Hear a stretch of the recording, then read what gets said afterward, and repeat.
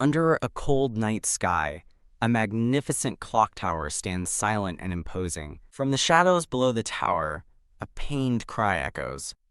Coo! Heavy chains rattle as someone gasps for breath, clearly in agony. Huff! Ah! A scream of pure torment rips through the air as blood splatters. An unseen observer notes the experiment lasted 461 seconds, pleased that a new reagent yielded longer results. They conclude that having a talented experimental subject truly makes all the difference. The subject is revealed, a young man with brown hair, his back covered in blood, breathing heavily. The scene is set within the infamous Bohemian Magic Tower. An analyst reports that 461 seconds after the stimulant, a magic circle suppressed the subject's immunization reaction. A stern man with two-toned hair calmly oversees the grim procedure. The captive young man gasps, realizing he is dying a slow and painful death. Surrounded by lab equipment, he desperately wonders why this is happening. Gazing at a jar of ants, he questions how his gifted mind led him to this horrific fate. As a single ant escapes its container, the young man seems to find a sliver of opportunity. He convulses in agony, spitting blood as the stimulant is forcefully manifested within him. He screams for them to stop as the chains binding him flare with magical energy. Straining against his bonds, he desperately begs his tormentors to end the unbearable pain. Annoyed by the noise, the man with two-toned hair, the Magic Tower master, orders his subordinates to report back when the experiment is over. The young man, utterly broken, questions why he is being subjected to this. He lies helpless on a glowing magic circle, despairing that he is dying in the very place he once dreamed of joining. Ugh! His head is yanked back forcefully by his hair. A blonde mage smirks down at him, asking how he's feeling and calling him Verdan, mocking him for acting smart despite having no magical talent. The blonde mage cruelly explains that Verdan's life force and knowledge are being extracted for their secret research. He continues to taunt the helpless Verdan, daring him to talk back like he used to. He sneers that Verdan is in a state where he can't even faint, as a lone ant crawls nearby. The blonde mage suddenly becomes furious, noticing Verdan's gaze is fixed elsewhere. He spots the escaped ant on the magic circle and erupts, yelling at his subordinates for their carelessness. He screams at his underlings, calling them idiots. Another mage sees a silver lining, remarking that they now have a rank-S experimental subject on their hands. P-Fifth, one of the mages, scoffs, pitying Verdan's friend Rovalan for being associated with him, just as a boot crushes the ant.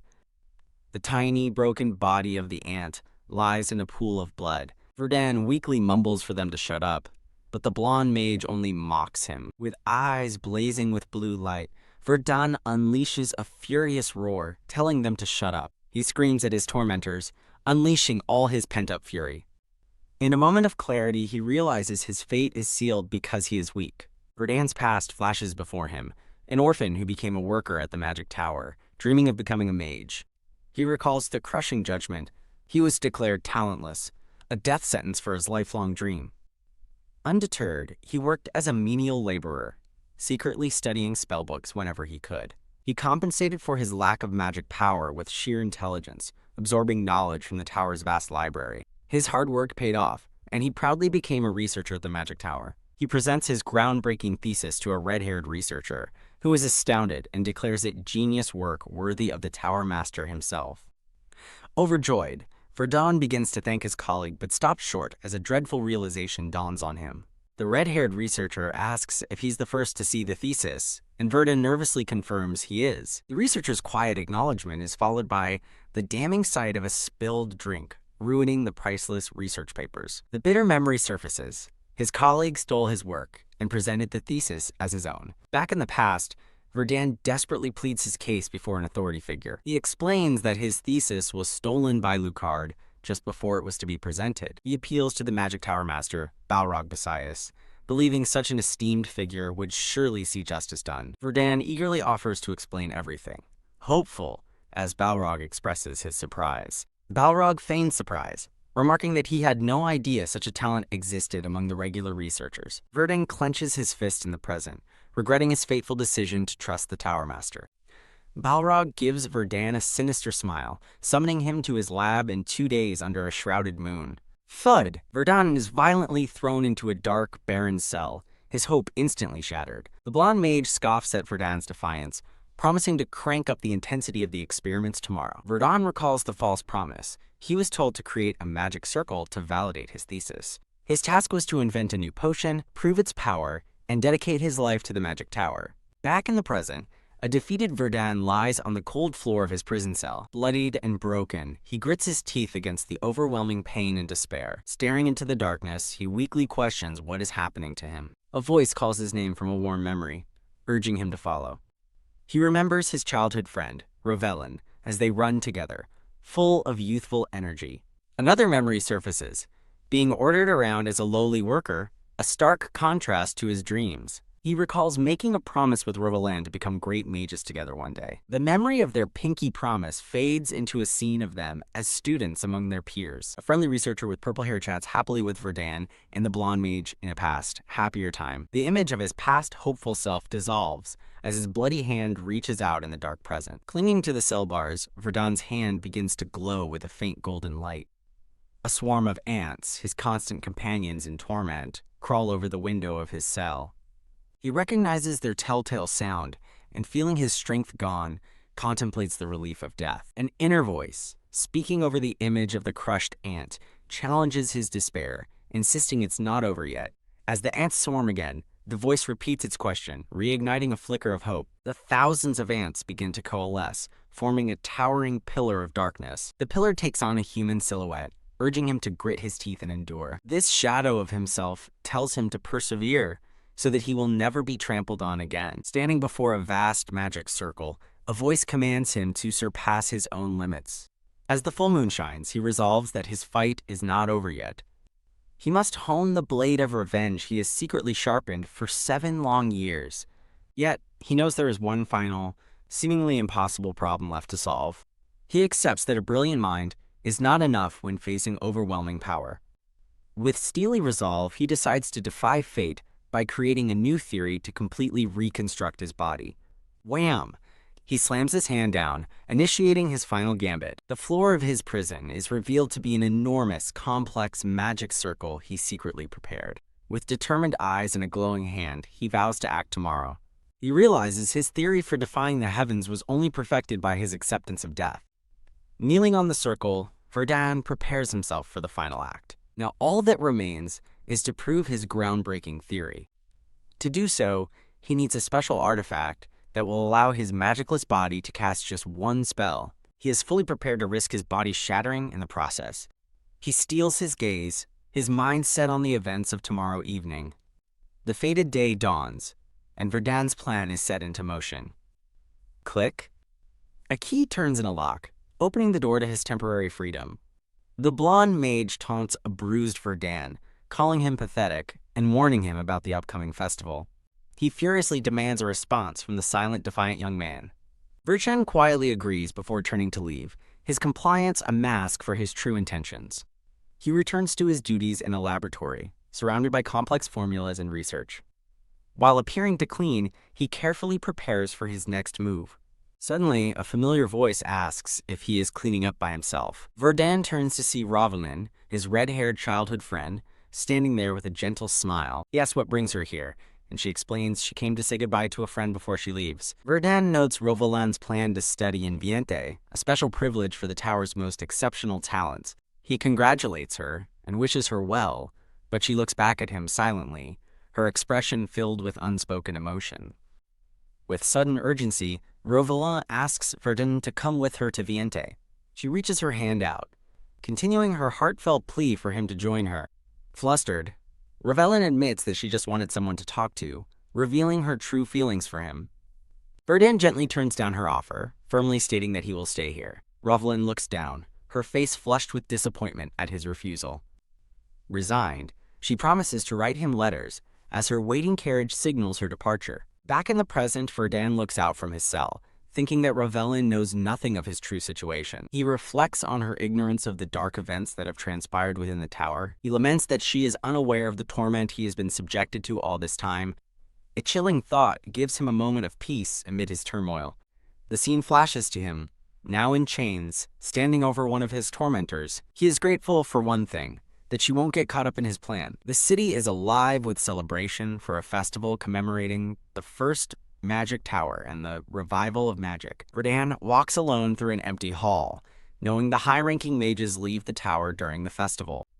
Knock, knock. He announces himself as Verdun at a heavy wooden door and is told to come in. An administrator asks him what he wants, but Verdun explains he's there on the Tower Master's orders to clean the treasure vaults. Tiesk, the administrator, scolds Verdun for not getting permission beforehand, calling him a pathetic fool. The administrator grudgingly allows him entry, warning him not to damage anything as Verdun obediently agrees. Click. Verdun enters the vault, closing the door and sealing himself inside. He places his hand on a cushioned artifact, which begins to pulse with a purple magical glow. He confirms to himself that the sound-blocking artifact has been successfully activated. Verdun descends a magical, floating staircase made of ancient books. The breathtaking scale of the treasure vault's endless library is revealed. At the vault's core, a powerful staff crackles with lightning, protected by a complex magic circle. This artifact was created by the Tower Master to allow a mage to perform triple casting. Verdun resolves to take the staff, knowing he must first disable its powerful protective circle. Placing his hand on the runes, he begins to dismantle the spell he spent 7 years studying how to break. He silently addresses the Tower Master, preparing to destroy his proudest creation. The magic circle begins to overload violently, as dark energy corrupts its core. With a roar of defiance, Verdun vows to destroy the circle himself. His eyes flare with power as he unleashes his full intent upon the magical construct. Elsewhere in the tower, a man curses his bad luck. 2 mages on guard duty complain about drawing the short straw and missing the festival to watch the power source. The bearded mage grumbles that he's only there due to bad luck, not a lack of skill. Before he's interrupted, he spots Verdun and rudely orders him to fetch more booze. The bearded mage boasts that he'll soon be Tower Master, while his green-haired companion laughs at his ambition. Unseen by the guards, Verdun holds the glowing staff, while the green-haired mage mockingly promises free drinks if his friend becomes Tower Master. The bearded mage accepts the bet, loudly declaring his determination to claim the title. Suddenly, the green-haired mage is engulfed by a strange blue light. What he shouts in alarm, demanding to know what's happening. He turns to see Verdun standing behind him, holding the powerful staff. A silent moment of pure shock and disbelief. Verdun coolly notes that this reaction is not what he expected at all. Outraged, the green-haired mage calls Verdun a lowly rat and prepares to attack. He unleashes rank 3 magic, summoning a massive tidal wave. Verdun calmly identifies the incoming spell as simple rank 3 magic. He counters by casting his own spell, Earth Spear. A colossal spear of rock erupts from the floor, effortlessly shattering the magical wave. Huh? The green-haired mage stares in disbelief, his attack completely nullified. The mage collapses, impaled by stone, stunned that a mere rank 1 could possibly use magic. Verdun taunts the dying mage, asking if he's shocked that a mere test subject can cast spells. With cold fury, Verdun declares this is what happens when you toy with people too much. He vows that both the mage and the entire tower will pay for what they've done. Verdun stands victorious over the bodies of the 2 fallen guards. He looks ahead, noting this is his first time seeing the tower's core up close. Before him floats the magic tower's power source, a massive, beating heart suspended in a magical matrix. Verdun gazes upon the immense source of energy, his plan finally within reach. Revealing a complex magic circle on his back, he prepares to use the power source to initiate defying heavens, knowing failure could mean oblivion. But as the runes on his back begin to glow, his resolve hardens. Gripping the staff, he affirms that he must take this risk to find out if his theory is true. He stands at the very center of the power source's magic circle, ready to begin his great gambit. He declares his ultimate goal, body reform, as immense power from the staff surges through him. He unleashes the full might of his ultimate technique, defying heavens. Verdun screams in agony as the raw, untamed magic violently reconstructs his very being. A colossal pillar of light erupts from the magic tower, piercing the night sky. Elsewhere, a carriage travels along a dark road, its journey interrupted by the disturbance. The magic tower master sees the energy surge from his window, realizing it originates from the tower's power source. He understands with grim certainty. Someone has trespassed into his domain. The aftermath is a scene of utter devastation beneath the pale moonlight. Cough, cough.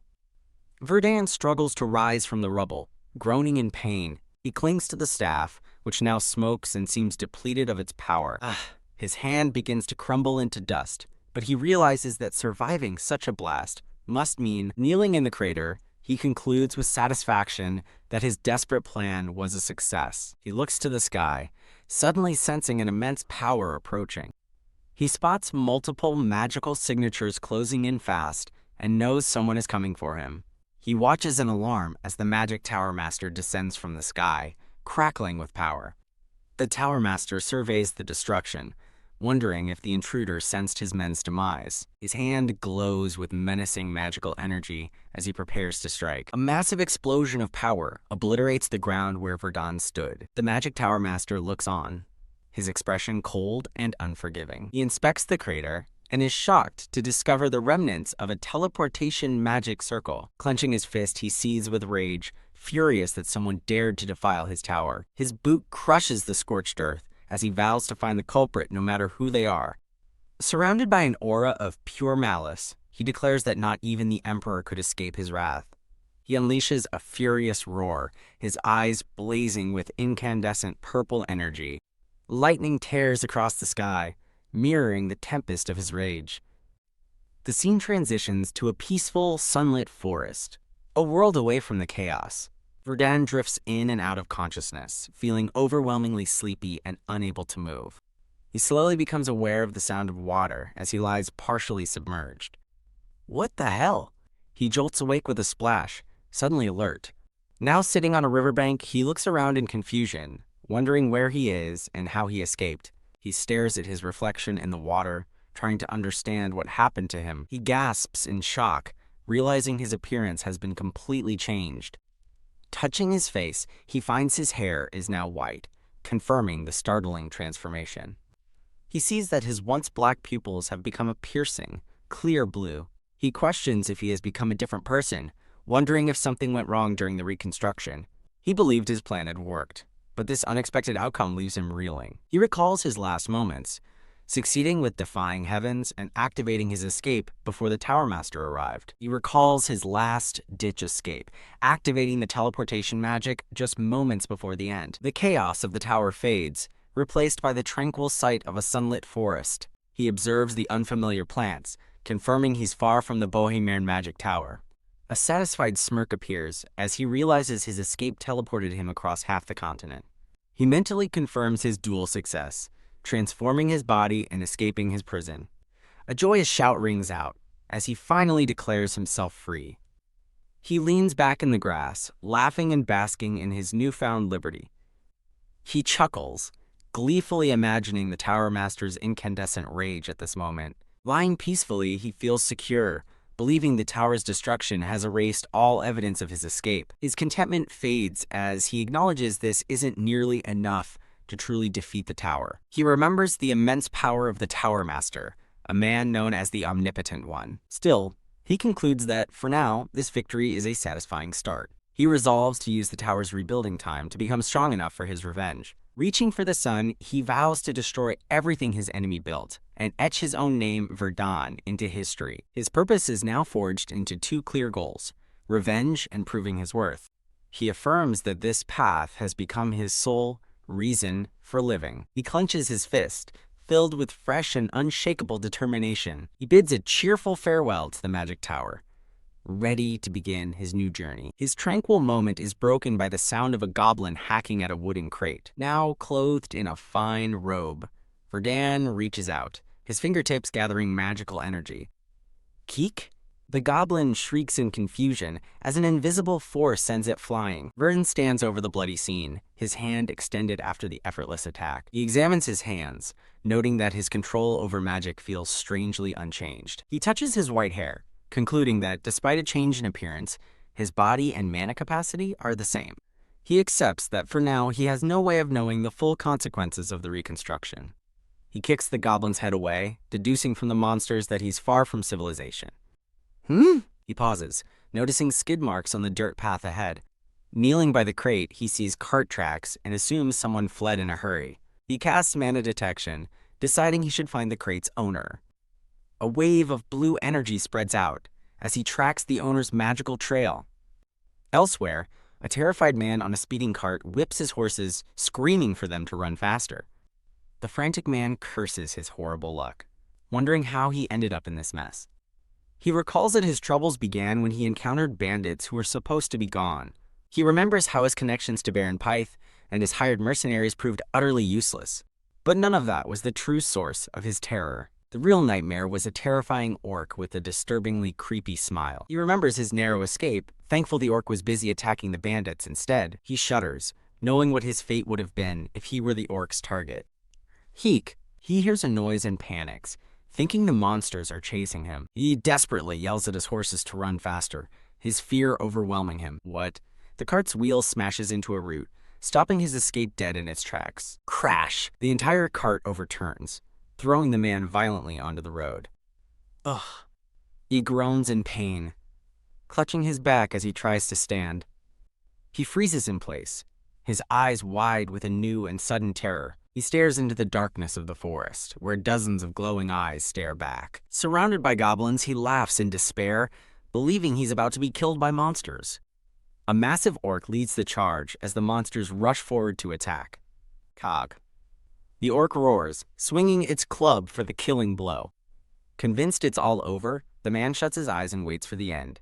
Suddenly, a massive wall of earth erupts from the ground, shielding him from the attack. Wham! The earth wall slams a goblin flat against its surface. From his vantage point, Verdine realizes he forgot to leave the man an air hole inside his protective barrier. A massive, red-eyed orc leader grins with sinister intent, leading the monster pack. Verdine looks down from his perch, deciding to just clean up the monsters before the man suffocates. Summoning a ball of fire, he acknowledges this is his first real battle since his transformation. Roar! The enraged orc leader and its kin charge forward furiously. A confident smirk crosses Verdine's face as he prepares to unleash his magic. His fire spell ignites the forest, quickly spreading through the trees. Verdine stands calmly, effortlessly commanding the inferno swirling around him. Boom!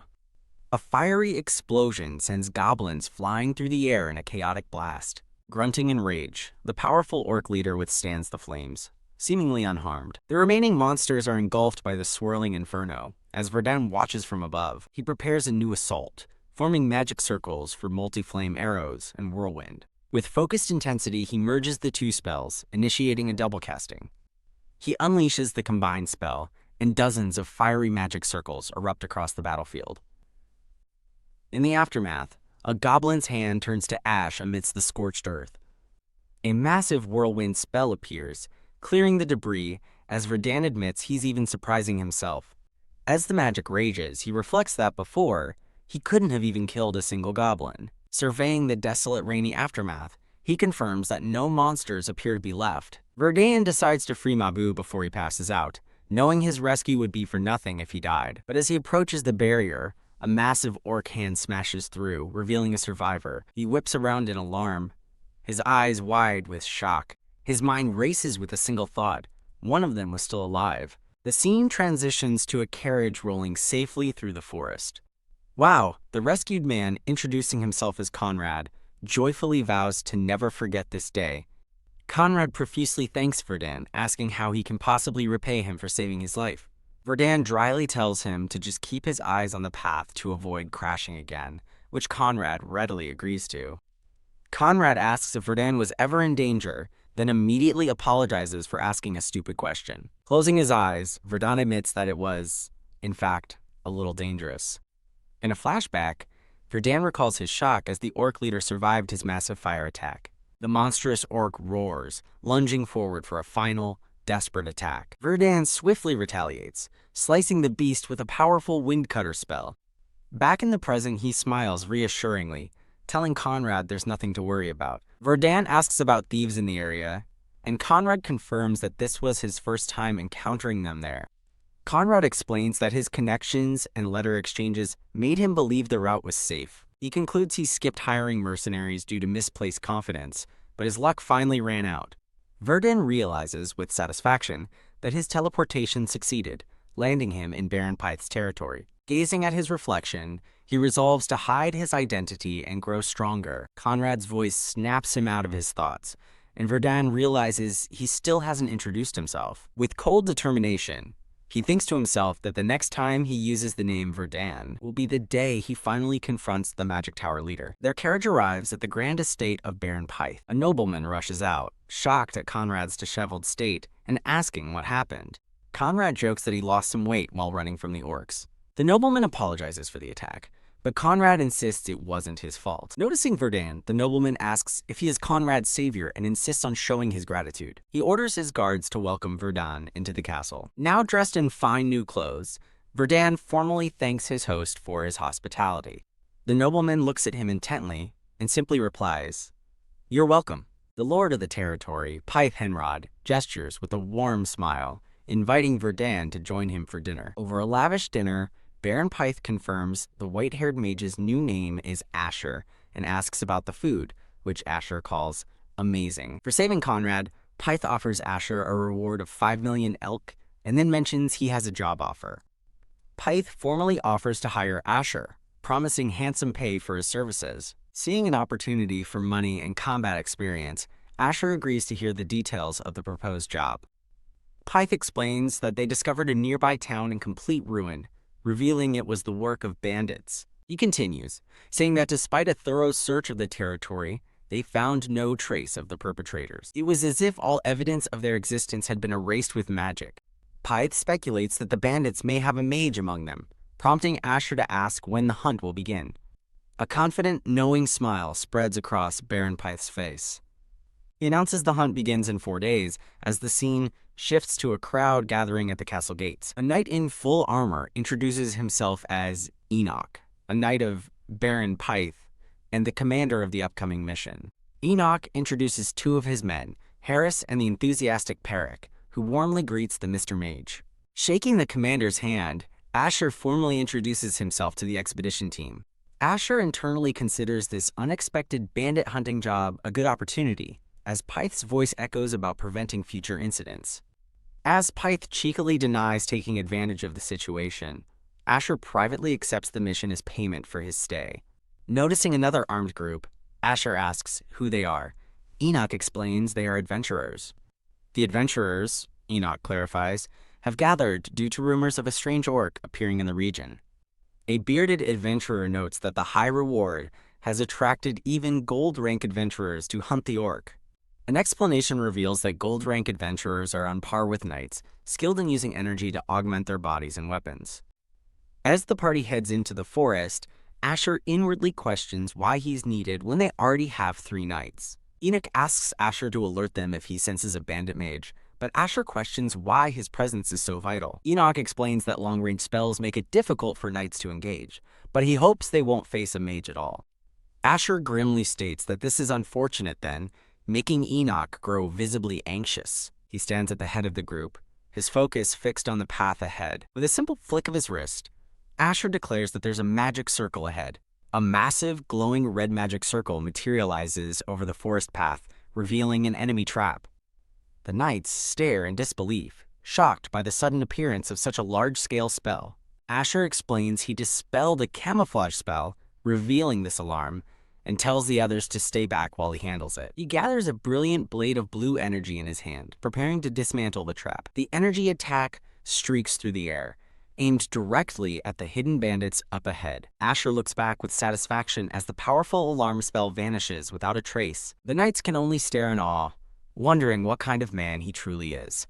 The scene shifts to a trio of shadowy adventurers observing from a distance. Narration reflects that while an adventurer's life is dangerous, it is admired for the wealth and fame that skill can bring. But for some, greed corrupts them into bandits who abandon their honor and prey on other humans. Damn it, a long-haired bandit leader curses in frustration. He fumes that they're still recovering from Pyth's previous raid and are now being attacked by monsters. Staring at a dead deer, he adds that to make matters worse, they are now out of food.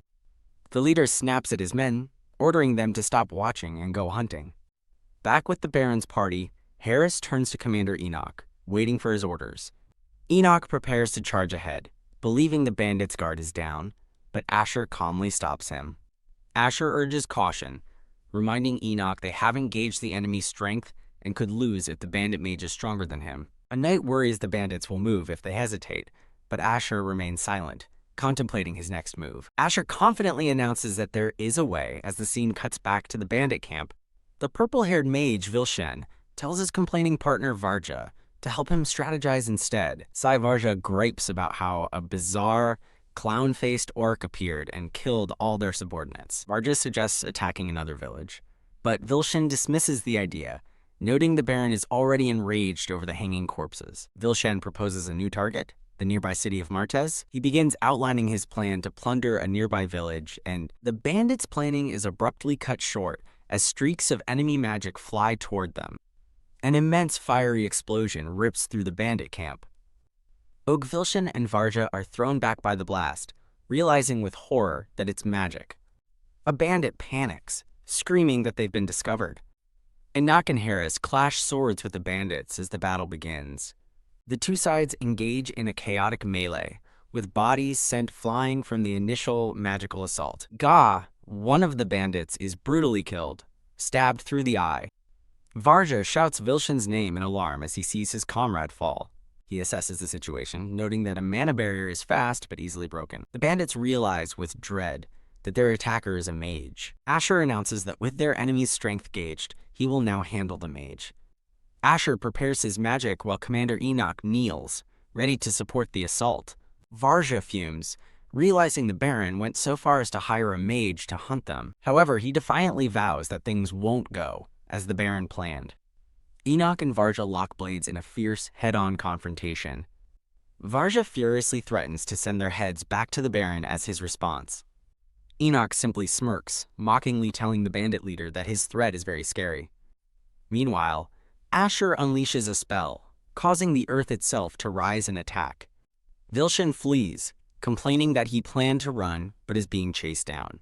He notes the spell is an earth wall and wonders if his pursuer can also use the third circle spell, Flight. From atop a rock pillar, Asher prepares his next attack as Vilshen identifies the spell Multi-Ice Arrows. Believing he has an opening, Vilshen decides to strike first. He reasons that if Asher is only a second circle mage, he can kill him before escaping.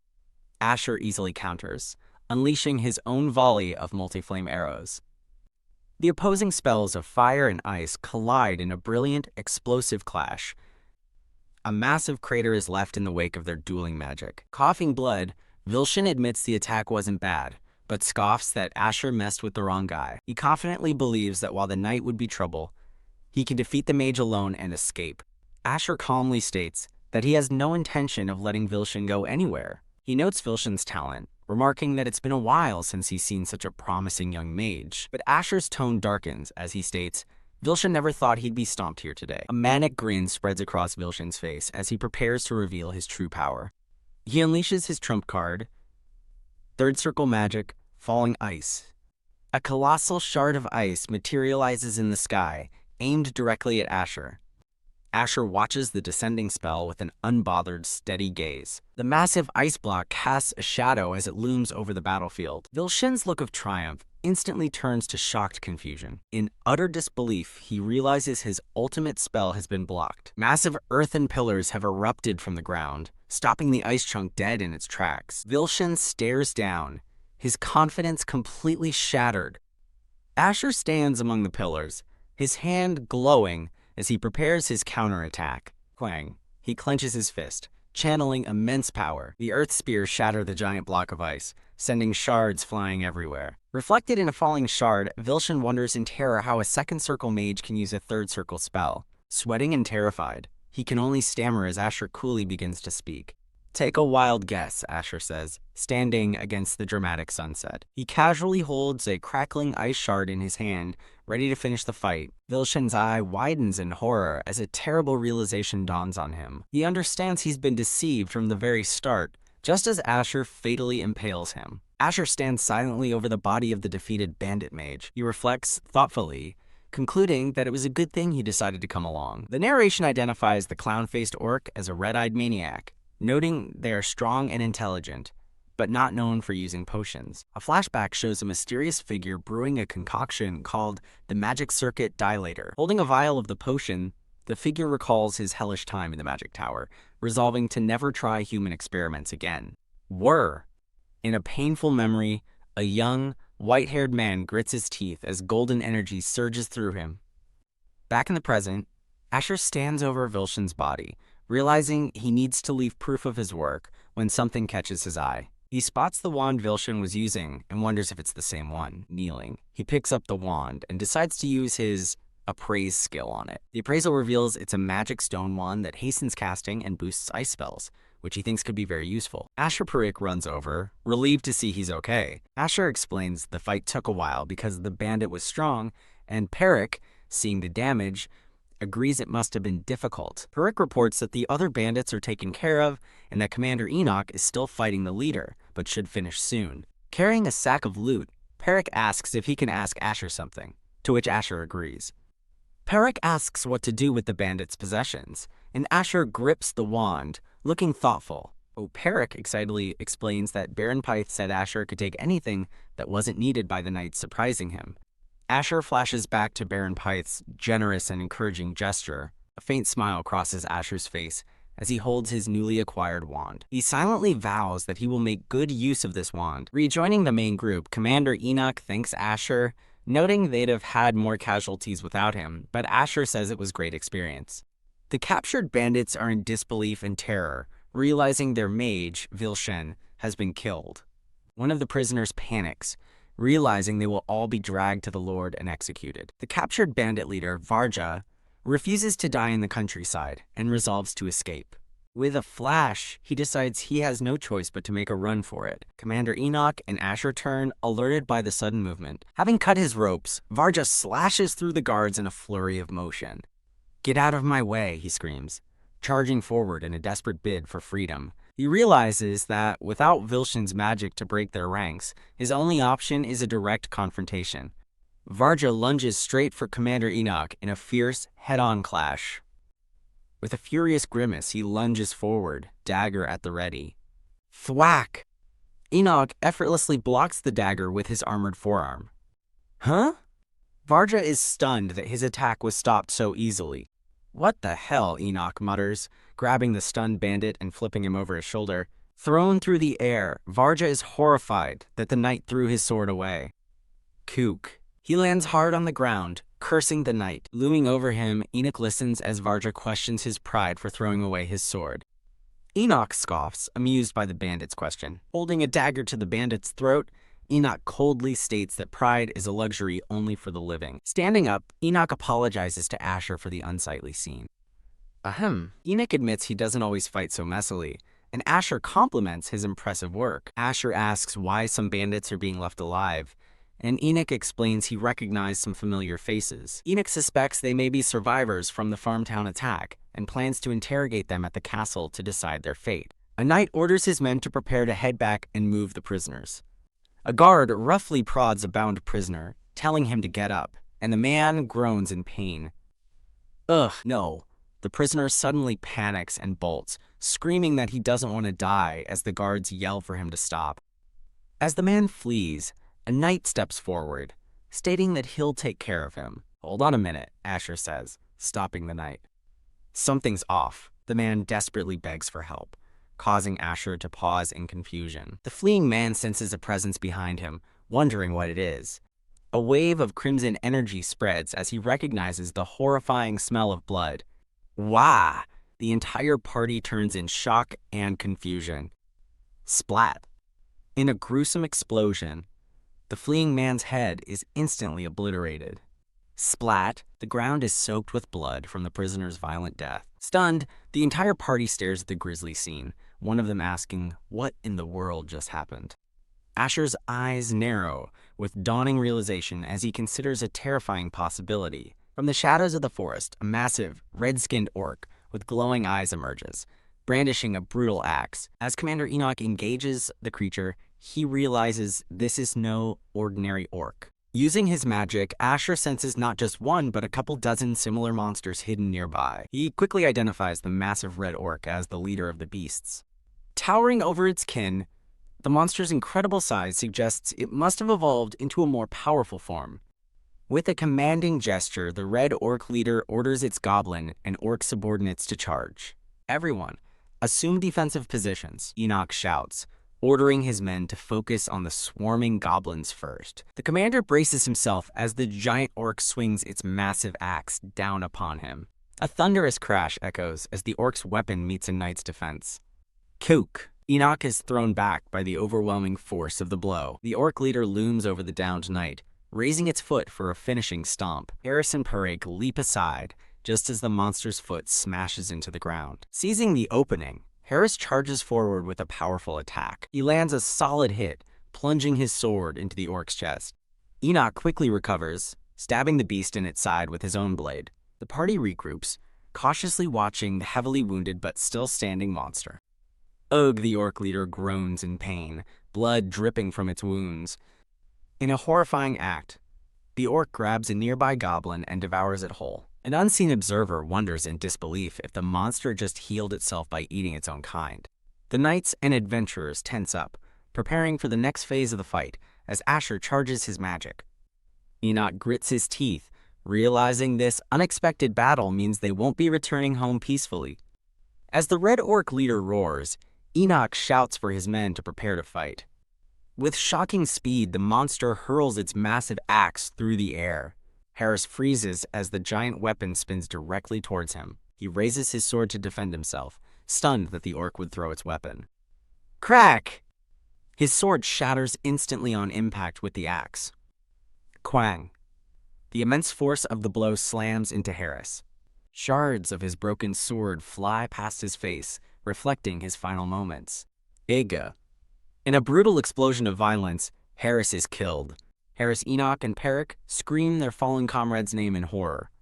Enoch warns Perrick to be careful as the orc leader suddenly appears right in front of him. Perrick unleashes a desperate, energy-infused slash against the beast. Huh, he cries out, his attack not going as planned. He stares in shock, realizing his sword is now stuck fast in the orc's dense muscle. As the orc grabs him, Perrick screams in terror that he can't pull his weapon free. Suddenly, Asher unleashes a spell, Earthsharer. The orc is blasted back by a powerful wave of earth magic. Thrown clear by the explosion, Perrick watches in stunned silence. This way, Sir Perrick, Asher calls out, pulling him to safety with his magic. I survived, Asher. Perrick gasps, scrambling toward him, but his relief is short-lived. Panicking, Perrick says he lost his sword, but Asher calmly explains that the orc's recovery and durability were enhanced after it ate the goblin. Close to tears, Perrick says he's never heard of such a powerful orc, wondering if it's a legendary monster. It's not that, Asher replies, surprising Perrick, who can't believe it given the creature's immense strength. An explanation reveals the orc's terrifying abilities, regeneration and strengthening through consumption. It can also command lesser monsters and drive them into a frenzy. With strength great enough to overwhelm knights, it's clear this is no ordinary orc. Asher smirks, unimpressed, thinking that if those are its only tricks, then the fight is as good as over. He reflects that the creature is too weak to be considered a special entity. A flashback or mental explanation shows a hooded figure, noting that if magic is pushed beyond its limit, it extinguishes. As a magic circle forms, he concludes that this is the fundamental rule of magic. But Asher knows of one exception that breaks this rule: geography manipulation. He brings his hands together, activating a brilliant golden magic circle. A massive shockwave erupts from Asher, tearing the ground apart around him.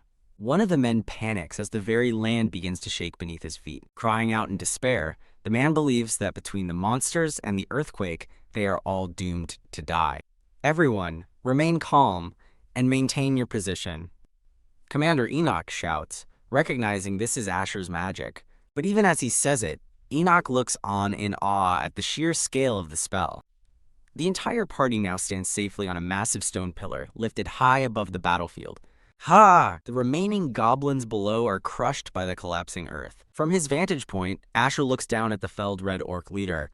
He raises a hand, gathering a swirling orb of fire magic for a final strike. The fiery sphere plummets toward the helpless monsters below. Whoa! Perrick cheers as the monsters are engulfed in a sea of flame. Burn them all. He beams with excitement, exclaiming how satisfying it is to watch them get blown away. Asher stands calmly, noting that the spell's extreme mana consumption wasn't worth the force it produced. He sighs in disappointment, admitting that while he hoped for a power beyond the third tier, the result fell short of his expectations. His companions stare in stunned silence, awestruck by his casual critique of such a massive spell. Suddenly, a voice cries out in disbelief, realizing something survived the inferno. The Red Orc leader emerges from the flames, gnawing on a bone as it glares up at them. Ugh. Now what, Asher? Peric panics, asking how to kill something that won't burn. Asher calmly raises 2 fingers, a new spell already forming. A torrent of ice magic erupts from his position, flooding the area below. The smaller orcs and goblins are instantly swept away by the icy wave. Asher! Peric yells as Asher raises his wand, preparing another attack. He prepares a dual cast, unleashing both multi-ice arrows and winter gust. With a cold look, he declares his new plan: freeze it to death. Levitating in the air, Asher channels immense columns of freezing energy. He unleashes a double casting of bitter cold arrows, striking the orc leader directly. The monster roars in fury as its body and its remaining minions begin to freeze solid. Asher stands before the giant, frozen creature, a magic circle glowing beneath him. He reasons that even if it can regenerate and feel no pain, gripping his wand, he prepares to strike a final, decisive blow. He lunges toward the immobilized monster. If its body is frozen, it can't move, and he prepares his ultimate attack. He casts his spell, Frozen Orb. Asher looks down, his work seemingly finished. With the battle over, a single thought remains: conquest complete. The scene shifts to the majestic magic city of Vriente. On a balcony, 2 men discuss the news they've just read. One man finds it unbelievable that the magic tower has been sealed off and its energy source exploded, questioning the story's validity. Elsewhere, a group of mages laments that most of their kind have vanished and the tower's functions have ceased, feeling the damage is too great for a simple explosion. The discussion continues, with theories ranging from divine punishment to a planned disaster, as the man wonders if any letters arrived from the tower. A hooded figure listening nearby concludes that someone must have plotted to seal the Bohemian magic tower. A man whispers that he heard the tower was attacked during secret experiments because of their research. Ugh. The man is suddenly grabbed by his collar, spilling his coffee everywhere. The attacker, a furious gray-haired man, demands he repeat his statement as the hooded figure looks on in shock. Nearby, a pink-haired woman looks on with concern, wondering what just happened. The furious gray-haired man demands to know if the man is on his way to the Bohemian Magic Tower. The pink-haired woman is grabbed by her collar, her eyes wide with shock. Cheers! The scene shifts to a joyous celebration for the safe return of the subjugation squad. To commemorate their victory, Lord Pyth held a grand banquet for all involved. Lord Pyth praises his men for their miraculous survival but notices someone is missing: Asher. Oh! With a happy, wine-flushed grin, the Baron spots the man he was looking for. Asher arrives in fine formal wear, smiling as he asks if he is too late for the party. Baron Pyth enthusiastically welcomes him, insisting he have some wine right away. Asher thanks him, but is surprised to see common soldiers invited.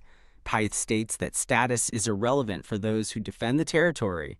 Ahem. Pyth brings up the bandits, asking if they seemed unusually strong, and Asher confirms they were different from any he knew. Asher reflects that with their skills, the bandits could have lived well doing something other than crime. You're right, Pyth says, gesturing to an aide who brings forward a scroll that might explain things. The report reveals the bandits were originally gold-rank adventurers, but one murdered a comrade and fled. After going into hiding, they formed a new bandit group and ended up in this territory. Reading the report, Asher understands why a 10 million elk bounty was placed on them. He realizes the Lord was so pleased because, without his help, the casualties might have been severe. Huh? Baron Pyth stares at him with adoring, teary eyes, prompting Asher to ask why he's looking at him like that. Overcome with pride, Pyth relays the Adventurers Guild's thanks, while Asher demurs that he was just doing his duty. Ahem.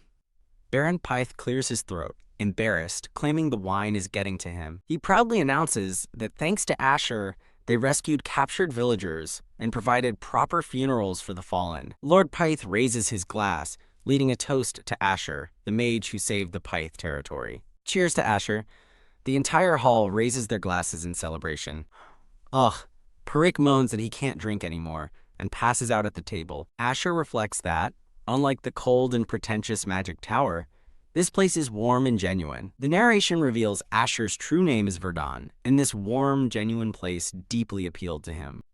For the first time since he escaped the tower, Verdun laughs from the heart, truly enjoying himself with his new friends. But as they celebrate, a red-haired woman gazes at the Bohemian magic tower, unaware of the upheaval its collapse will bring. What Lady Rovelyn is relieved to see the tower intact, concluding the rumors must have been exaggerated. She asks a man if he just came from Briante. He confirms, adding that the damage from the power source incident seems less severe than he heard. Rovelyn asks where Verdun is, and the man hesitates to answer. He points toward a crowd gathered around a public notice board. The board is a missing persons list. Rovelyn's eyes widen with dawning horror. "No way," she whispers, seeing the faces of numerous mages plastered on the board. She stares intently at the list, her eyes drawn to a specific name. The notice for missing person number 3 is for Verdun, who disappeared in the power room, his body unrecoverable. In a painful memory, a colleague congratulates Verdun on a special privilege, as the pink-haired woman says she'll stay behind. A figure stands silhouetted against a grand window in a stark, lonely memory. Rovelyn remembers Verdun's joyful expression, crushed by the thought that it was their last meeting. She covers her face, overcome with grief and disbelief. "No, I don't want to part with Verdun like this." She cries out in anguish. She mourns him, crying that he was like family, a dear friend. "No!" A wave of crimson energy erupts from her as she screams in despair. A gentle hand rests on her head, and a voice tells her that getting angry won't change anything. Looking up through her tears, she recognizes the man as Sir Valdek. She collapses to the ground, desperately asking him what exactly happened at the magic tower. Valdek explains that while high-ranking mages were away, the power source went berserk, obliterating everyone in the core. The destruction was so severe that even the treasure vault's magic circle was damaged, causing irreversible loss. He grimly concludes that the tower's collection of spellbooks and artifacts is gone, and the damage is beyond estimation. In a dark memory, Verdun is shown as experimental subject number 77, chained and broken. Valdek laments that without Verdun's brain, the tower's lost records are now unrecoverable. He tells Rovelyn that despite this, they can still get revenge, as they have found a clue. Rovelyn listens intently, her grief quickly turning into cold resolve.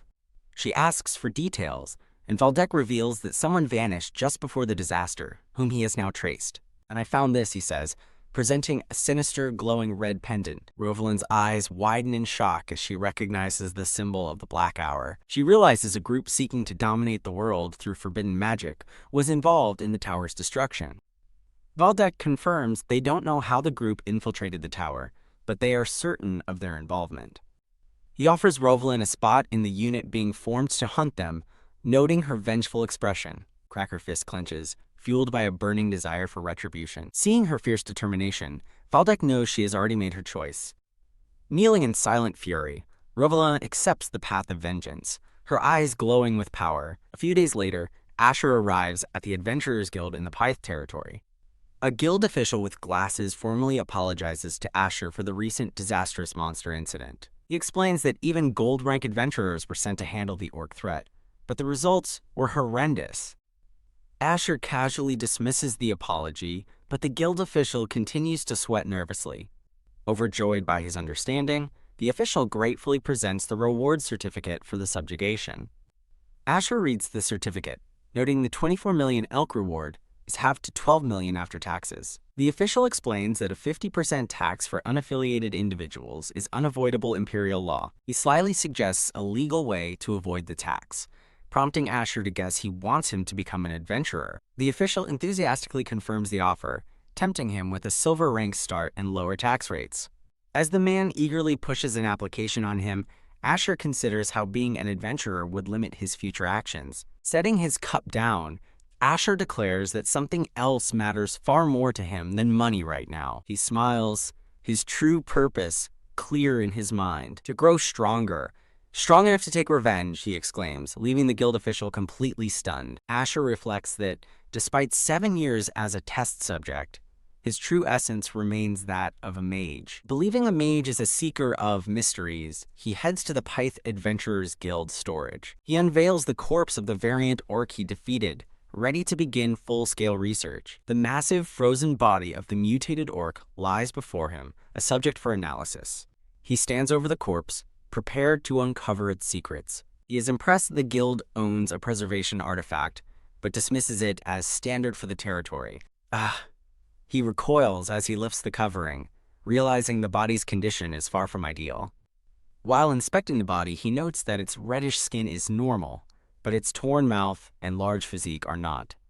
He determines its features and intelligence are far below that of higher species, like orc lords. However, something about this conclusion feels off, and a nagging detail bothers him.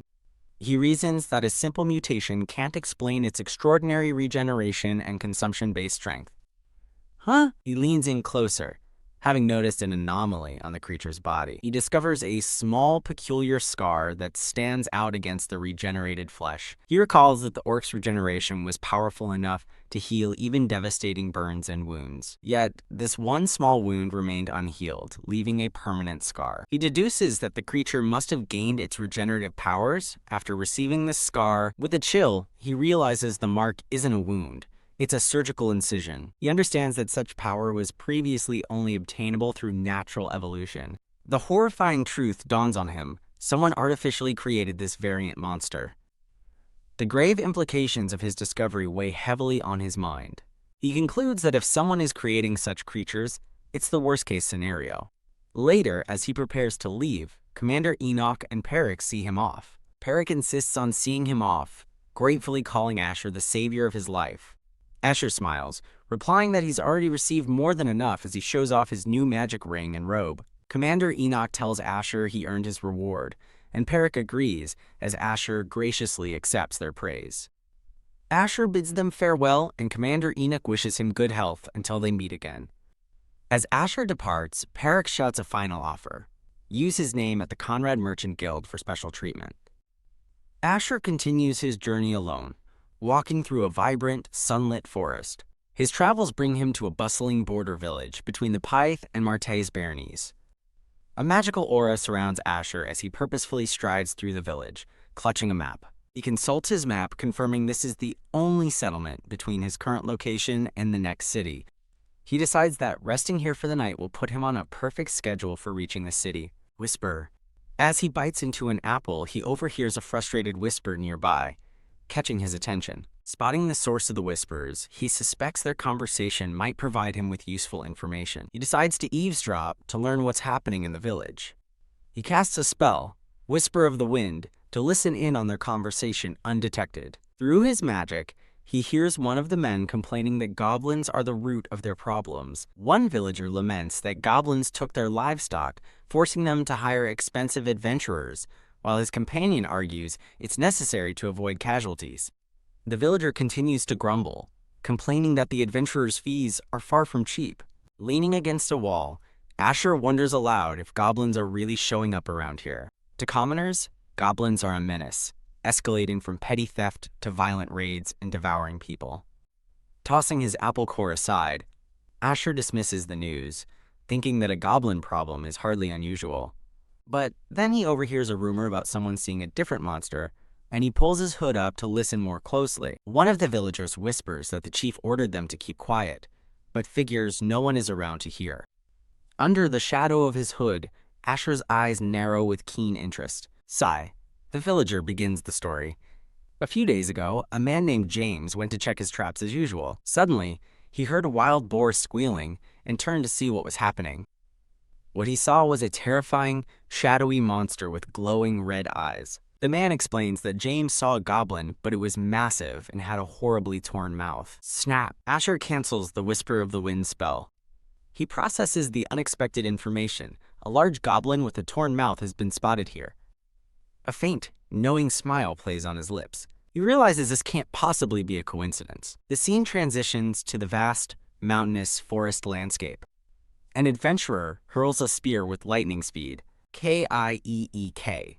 It strikes a goblin directly in the head. A female adventurer stands triumphantly over the kill, as her male companion watches from the side. A silver rank adventurer named Myrna excitedly asks her companion, Loke, if he's impressed with her direct hit. Loke mockingly asks if she's embarrassed bragging about such an easy shot, and she angrily retorts. A woman with light blue hair reprimands them for joking around during a mission.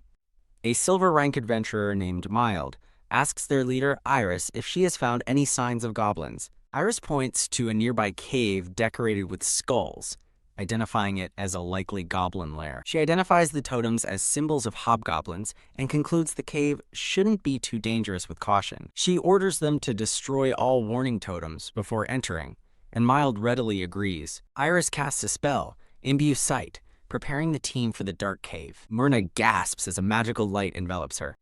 Iris explains they can now see without torches, earning praise from her companions for her reliability. With their vision enhanced, the party confidently heads into the dark mouth of the cave.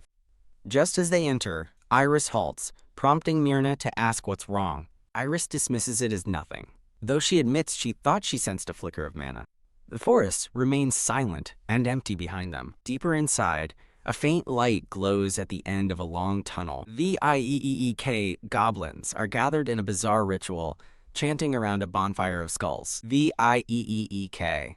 Suddenly, an arrow flies from the darkness, silently killing one of the chanting goblins. Now's the time. The adventurer party springs into action. Loke and Mild charge into the fray, expertly dispatching the smaller goblins. Myrna celebrates their smooth progress, but Iris, the party leader, warns her not to let her guard down.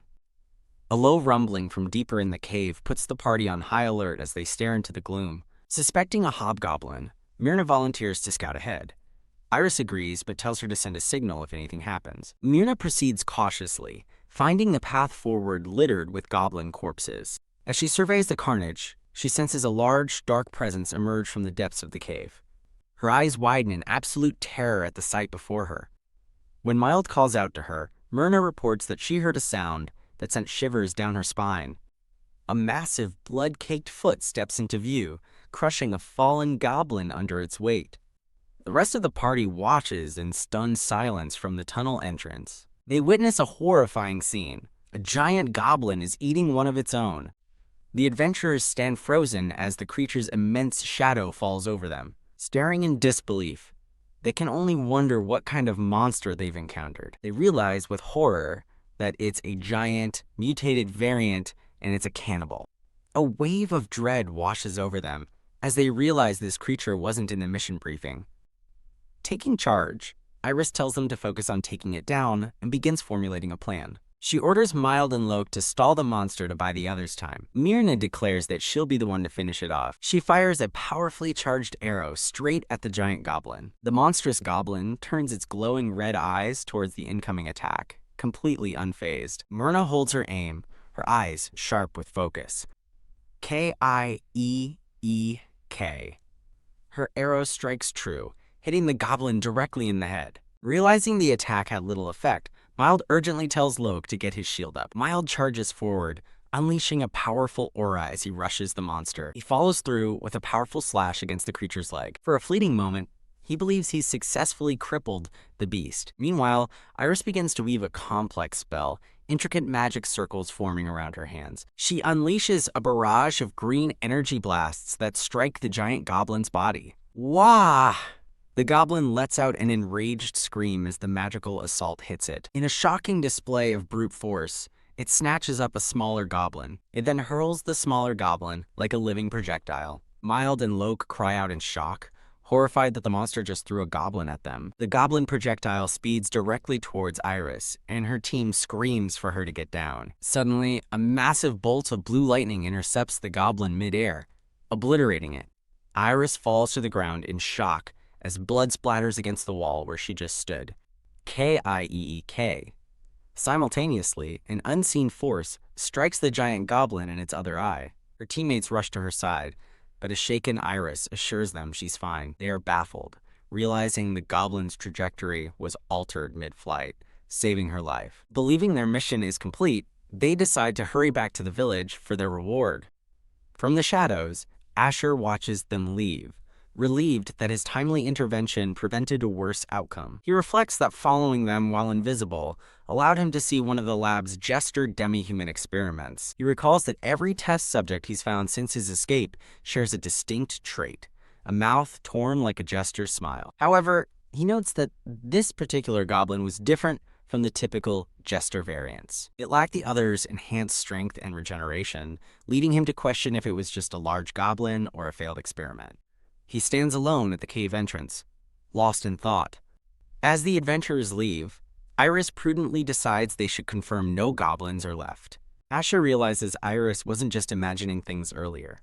She had genuinely sensed his hidden mana. Sighing, he concludes there's no new information to be found here. But as he turns, he stops, his eyes widening as he spots something he missed. As Asher stands in thought, a man in black appears in the cave, noting he's had visitors. Iris and Loke step forward, warning the mysterious man to state his identity or face an attack. The man sarcastically introduces himself as the caretaker of the very place they just trashed. He laments that the goblin exposed the secret location, muttering that even brain manipulation couldn't control its instincts. He then eagerly asks the adventurers if they noticed any strange or unusual behaviors from the goblin. Sigh.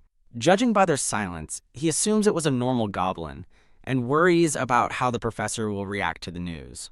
His demeanor darkens as he tells the adventurers that, to keep his secret, they must all die here. When Loki questions if he'll fight them all, the man confirms it's necessary since their specimen is dead and the experiment is compromised. A desperate Iris tries to negotiate, promising they can keep his secret if he'll spare them. He scoffs at her offer, saying he has no guarantee they'd keep their word and has no intention of letting them go anyway. His true sadistic motive is revealed. He just wants to hear them scream. With a menacing grin, he draws his sword, purple energy crackling around him. He coldly taunts the terrified party, asking who wants to be the first to die. The adventurers look on in horror as the man lunges forward to begin his deadly assault. Suddenly, a voice declares that the only one dying is him, but the swordsman just scoffs at the bravado. He freezes, realizing with a jolt that the voice came from behind him. Asher stands revealed, coolly mocking the man's threats about wanting to hear screams. He calls the swordsman out for posturing, forcing the surprised man into a defensive stance. Asher calmly prepares for battle, a complex magic circle glowing brightly in his hand. He reflects that he hadn't planned on intervening in this fight. The swordsman closes the distance in a blur of motion, rushing to strike Asher down. He continues his thought, realizing that if he hadn't stepped in, the adventurer party behind him would have been slaughtered. He finishes his thought, certain they would have been completely annihilated by the swordsman. Glancing at the dead goblin, Asher recalls a crucial detail from the man's earlier rant. He remembers the man referring to the goblin as a test subject. He also recalls the mention of a figure called the professor pulling the strings. Realizing this is connected to the jester experiments, Asher's eyes glow as the swordsman demands to know who he is. As another spell forms, Asher calmly replies that he has no obligation to answer. The swordsman dismisses the need for an answer, saying it doesn't matter who he is. He declares that it won't change the fact that Asher will die by his hand. Enraged, the swordsman charges forward, his blade crackling with dark energy. Asher remains composed, countering with his own powerful, fiery magic circles. The swordsman unleashes a rapid series of slashes, filling the air with purple energy. Asher deflects the onslaught with a swirling vortex of blue magic. He then unleashes a powerful mana pulse, blasting the swordsman backwards. Landing gracefully, the swordsman notes Asher's energy-reinforced speed and the lightness of his sword's strikes. Asher, in turn, realizes his opponent's speed is far superior to the adventurers, admitting he misjudged how easily this would end. He concludes that he must now change his combat strategy. The swordsman compliments Asher's quick spellcasting, wondering aloud about his rank. "Now, let's see how you handle this," he yells, preparing a new attack. He runs up the cave wall, positioning himself for a devastating downward strike. Unfazed, Asher reveals an advanced technique, double casting. The swordsman is stunned, recognizing the simultaneous use of ice and wind elements. A barrage of magical ice shards flies toward the swordsman, who braces for impact. While acknowledging the impressive attack, he skillfully deflects every shard mid-air. "But if you miss, it's all meaningless," he taunts, gracefully dodging the last of the attack. He swoops down from above, aiming a decisive, glowing strike at Asher's head. He's left in disbelief. The mage somehow dodged his attack at point-blank range. Both the swordsman and Iris are stunned, wondering how a mage could possibly possess such incredible reaction speed. Ignition. A fiery spell erupts from Asher's hand. With intense focus, Asher unleashes a wave of fire. The cave is engulfed in a massive fiery explosion. The swordsman realizes with a grimace that Asher deliberately lured him in for a counterattack, a tactic unbecoming of a mage. Confident the trick won't work twice, he dismisses the previous attack as a one-off. The adventurers cry out in alarm as Asher calmly prepares another, more complex spell. Kia Iris lets out a sharp scream as a powerful force envelops her. The entire party is shocked as the ground begins to tremble and rise beneath them. They watch in disbelief, wondering how high the stone pillar will take them. Iris identifies the spell as terrain manipulation, marveling that Asher would use such a mana-intensive spell in active combat. Stunned by his double casting and immense mana, Iris wonders about his unique combat style. The swordsman taunts Asher from below, mocking him for running into the air and questioning if he feels safe up there. He pauses, a flicker of doubt crossing his mind as he reconsiders Asher's move. He suddenly wonders why Asher would waste so much mana raising the adventurers as well. Noticing the ground is wet, he realizes Asher's earlier fire spell melted the ice from his previous attack. A new, brilliant blue energy crackles around Asher's hand. The swordsman's eyes widen in horror as he realizes the trap he's fallen into. Iris stares in awe, recognizing the terrifying magic forming below. A storm of lightning magic fills the air. The swordsman is caught directly in the path of the overwhelming electrical assault. The blast intensifies, engulfing him completely. Iris realizes with shock that Asher can use lightning magic, an element only a few academy professors can master. Asher calmly looks down upon his handiwork. He unleashes his rank 3 magic. Thunderstrike, the powerful lightning spell, tears through the cave. Caught in the vortex of energy, the swordsman grits his teeth in agony. Overwhelmed by the power, he can only wonder who this mage could possibly be. He realizes in disbelief that Asher has combined fire, ice, wind, and now lightning, performing an impossible triple casting. A devastating combination of earth, fire, and lightning magic swirls together. The swordsman is struck by the final, overwhelming blast. The resulting explosion sends a shockwave that throws the adventurer party to the ground. As the smoke and dust settle, the cavern is left scarred and silent. Asher stands over his defeated opponent and asks if he knows of an orc in the Pyth barony similar to the mutated goblin. Holding a strange artifact, he presses further, asking if they're both connected to the professor. The artifact glows brightly as it nears the fallen swordsman.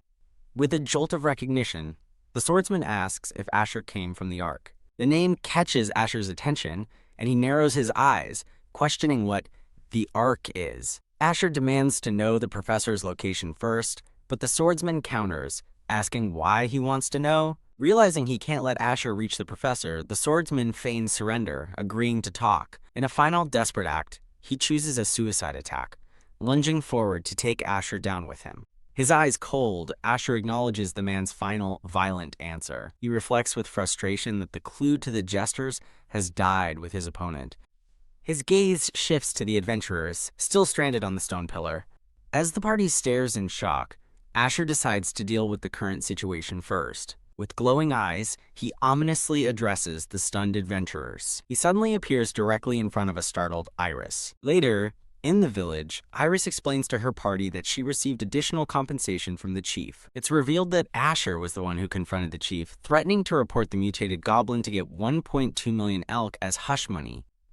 As the adventurers prepare to leave, Asher stops Iris, telling her to accept the money. He hands the entire bag to a shocked Iris, telling her it's their commission fee. Asher arrives in the city of Martez, clutching the hard-earned bag of money. He recalls how on the way there, Iris had relentlessly questioned him about elemental magic theory. He didn't mind the conversation, and before he knew it, they had arrived in the grand city. A city this size surely has a bank, he thinks with a confident smirk. The other adventurers decide to split off to file reports at the guild, leaving Iris to act as his guide. Iris asks where he'd like to go, and after he mentions settling the bounty and opening a bank account, she suggests City Hall. She confidently leads the way, boasting that she knows the layout of Martez like the back of her hand.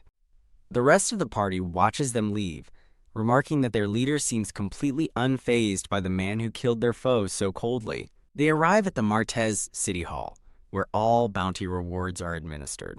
A guard halts their entry, demanding identification, and Asher internally panics, realizing he has no ID for his new body. Fortunately, he's able to present a letter of guarantee from Baron Pyth, which grants him access. Inside, A boisterous man greets him with a hearty laugh, exclaiming that he's already heard of Asher's spectacular deeds. The man expresses his deep gratitude for defeating the bandits, as his own family resides in the Pyth territory. As an unexpected reward, the man gifts Asher an official identification document. With his new ID, Asher is finally able to open a bank account, pleased that everything worked out. He reflects that he still possesses his old bank account from his time in Viente. However, he can't risk using it, as the Tower Master might be able to trace him through it. The imposing figure of the Tower Master looms in his thoughts, a constant, powerful threat. He looks down at his new bank card, a necessary tool for his new, hidden life. In a workshop, Asher commissions a craftsman to fashion a gemmed artifact into his staff, who tells him to return in 3 days. In the meantime, the craftsman offers him a temporary staff to use. Iris asks why he prefers staves, and is puzzled when he cryptically replies he got used to them from sweeping with brooms. Next, Iris guides him to their final stop for the day, the Martez Public Library. She wonders if they'll have books on enchantment magic, but worries they may not be advanced enough to satisfy him. He assures her that basic texts are fine, prompting her to ask just how many he would like. All of them, he replies, leaving an utterly stunned Iris to process his request. Inside, a flustered librarian protests as enormous stacks of books are piled on the counter before a shocked Iris. The towering stacks of books seem to grow ever larger on the checkout desk. Asher calmly hands a card to the librarian, instructing him to deliver all the books to the top floor of the Lorix Hotel. As Iris and the librarian stare in shock, the librarian shouts in glee that this is their biggest sale ever. Asher mentally ticks off his accomplishments: collected bounty, new bank account, commissioned staff, and every enchantment book borrowed. Later, at a cafe, an utterly exhausted Iris slumps over the table while Asher calmly begins to read. Staring at him, she wonders just who this man is before asking if he's done with his errands. He confirms that's enough for the day, but his careful phrasing makes her suspect he has more planned. She then realizes that, after all this time, she's never even asked his name. "The name is Asher," he replies, without looking up from his book. Thrilled, Iris decides to call him Asher and asks him to speak casually with her, amusing him with her quick familiarity. Her tone turns serious as she finally asks the question on her mind: why was he really in that cave? Asher struggles for a convincing answer, knowing a simple coincidence would sound far too suspicious. Deciding on a vague excuse, he agrees to speak casually and claims he was chasing the swordsman from the cave. Iris quietly mulls over his answer, trying to understand what he means. A sudden memory clicks into place. She remembers him interrogating the swordsman about the professor and a mutated orc. As she recalls his questions, she begins to suspect he's some kind of secret agent hunting a shadow organization. Back in the present, he closes his book, stating that he didn't learn much and she's free to go. Iris insists on escorting him back to his hotel, and he reluctantly agrees. Outside the hotel, she waves a cheerful goodbye, promising to see him tomorrow. Phew. With the long day finally over, Iris lets out a deep sigh of relief. She collapses onto a park bench, reflecting on what a truly strange man he is. A vision of his overwhelming power in the cave flashes in her mind as she marvels at his mastery of all the elements. A vision of a cracked, dark crystal represents the core of Asher's immense power. Iris reflects on his unfathomable depths of mana. She muses that his grasp of magic theory surpasses most academy professors, and that he's a good teacher too. To top it off, she thinks, his handsome face must make him incredibly popular. She then finds him oddly stiff in conversation, like talking to a scarecrow, and wonders if he just coasts on his looks. She shakes her head, flustered by her own conflicting thoughts about him. Still, she concludes he's the most skilled and talented mage she's ever met as an adventurer. Standing in the city square, Iris resolves to bombard him with more questions about elemental magic tomorrow. Suddenly, a massive fiery explosion erupts nearby, catching her completely by surprise. She whips around in shock, staring wide-eyed at the sudden chaos. She realizes with horror that the Lorix Hotel, where Asher is staying, is engulfed in flames. Recalling him mentioning his stay there, her dread intensifies. Amidst the fire, she spots a human-shaped silhouette floating in the air. Huh? She stares in utter disbelief, unable to process what she's seeing. It's Asher, With glowing blue eyes, standing unharmed in the inferno with his new staff, Iris can only gasp his name in absolute shock. Elsewhere, a hooded man reports to the professor that his agent, Surgeon, is dead. The professor demands to know who killed him, and the man reports that offensive magic was used in the cave. As the man suggests murder, a burst of purple energy from the professor cuts him off. "Don't play dumb," the professor snarls, his anger rising. He furiously repeats his question, demanding to know who killed Surgeon. His eye glares with cold, murderous intensity. The hooded man states they haven't identified the perpetrator, but know a party of adventurers was involved. The professor dismisses Surgeon as a disappointment and asks if the goblin test subject is also dead. The man confirms that all traces of both Surgeon and the test subject have been completely erased. Calling him useless trash, the professor berates him for not killing the culprit as well. He thinks about his two quiet test subjects in the Pyth Barony, an orc and the now-dead Surgeon. With both the goblin and Surgeon dead, he worries about the state of his plans. Musing that the experiment is nearly complete, he fears that the Ark may have already discovered his operations. He orders the hooded assassin not to return until he has killed the one responsible. The assassin accepts his mission, determined to bring back the head of the perpetrator for the stubborn old geezer. Back in the present, the assassin sneaks into Asher's hotel room, noting he just returned after being out all day, while Asher mumbles about enchantment magic. As Asher complains about the inefficiency of magic detection, the assassin plans to strike once he falls asleep. The assassin pauses, unnerved by the sudden dead silence in the room. He gasps as he realizes Asher has cast Earthbone from beneath him. Asher's spell erupts from the floor, launching the ambushed assassin into the air. The room is immediately engulfed in a fiery explosion. Asher stands calmly in the inferno, his eyes glowing with power. Having escaped into the street, the assassin curses, shocked that Asher immediately went on the offensive. He notes the madness of using explosion magic in such a confined space. Realizing his target is at least a third-tier mage, the assassin decides to retreat. A man in the panicking crowd screams that a mage has started a terrorist attack.